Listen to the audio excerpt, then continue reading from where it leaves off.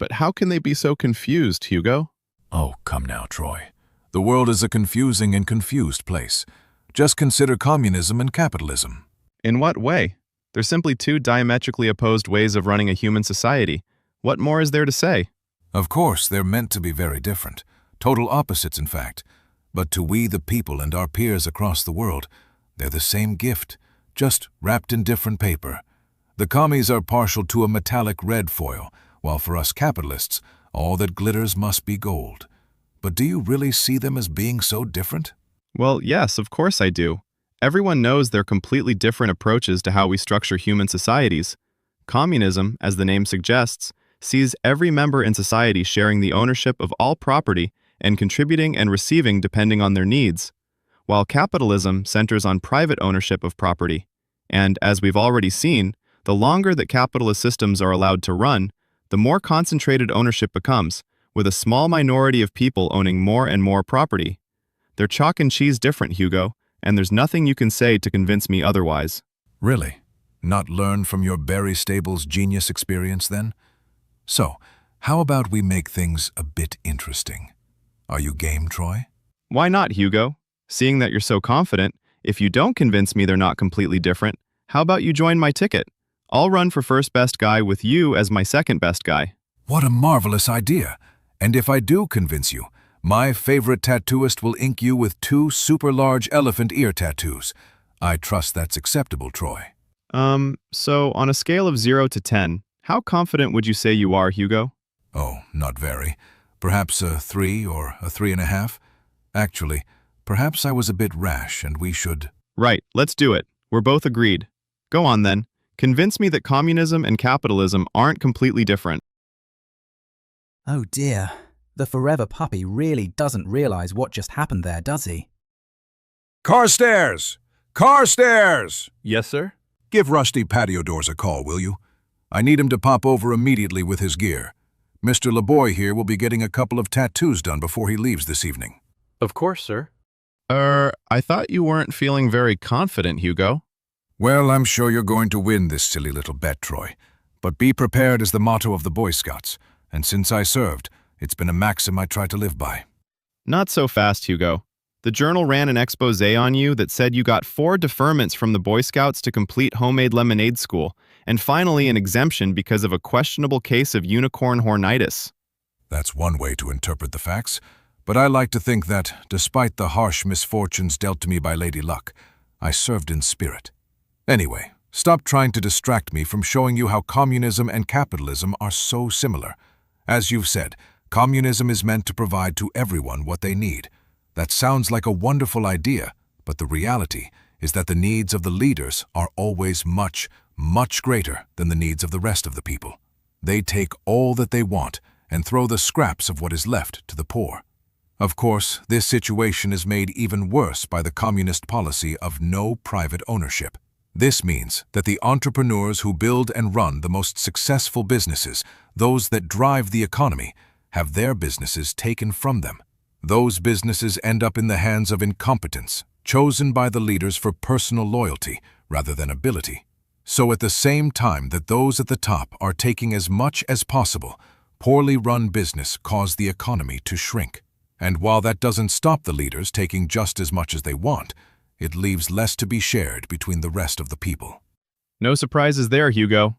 Perhaps you should cancel Mr. Patio Doors and I should call my printer about promo materials for our ticket. Not so fast, Troy. It will come as no surprise to anyone that the leaders in capitalist systems also take much more from the system than anyone else.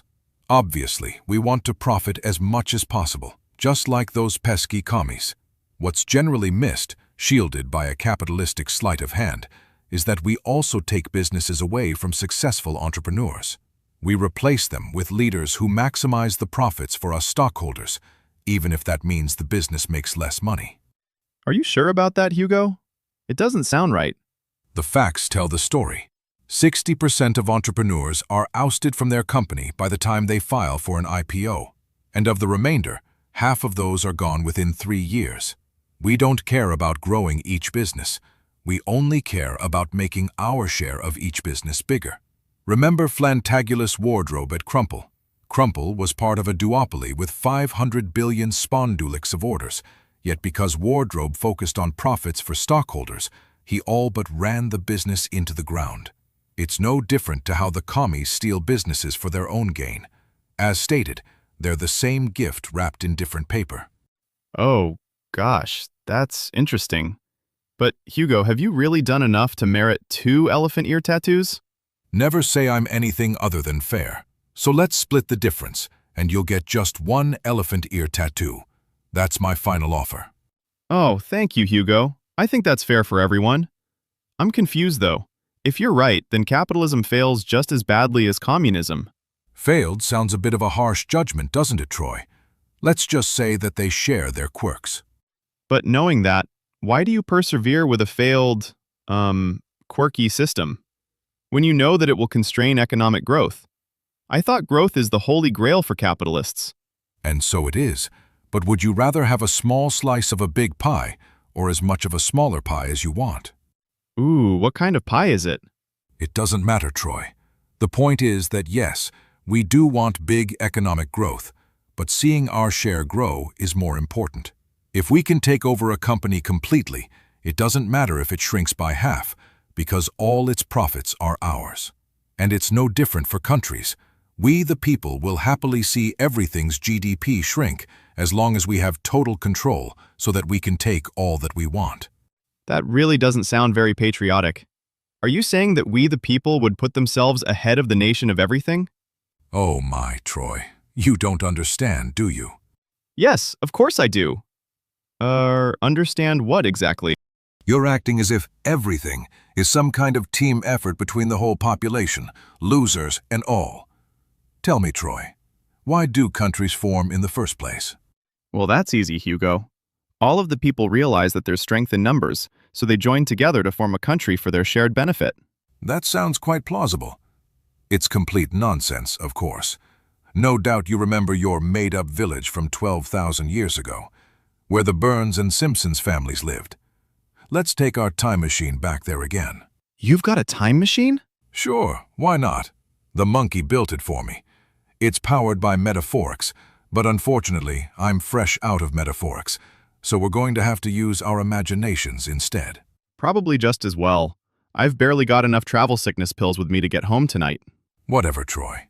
Now, imagine that after many more generations, the village has become very successful at farming and is producing excess harvests year after year. And now, the Burns family have gained control of all the land and all the villagers work for them. But they've run out of land, and their wealth growth has stalled as a result. However, praise be to the universe. Damn it, Hugo, snap out of it. Praise be to God, a particularly psychopathic Burns family member becomes leader. Now, Psycho Burns does what all good gangsters do when they don't want to work for money. He starts a protection racket. And so, one by one, he makes each village an offer they can't refuse. Pay him this much each year, and he'll protect the village. Of course, the biggest threat the villages face is from Psycho Burns. But that's how protection rackets always work. A few people extort lots of people, and they put up with it, rather than joining together and fighting back. So you're about to tell me that a country is just a protection racket? Kind of.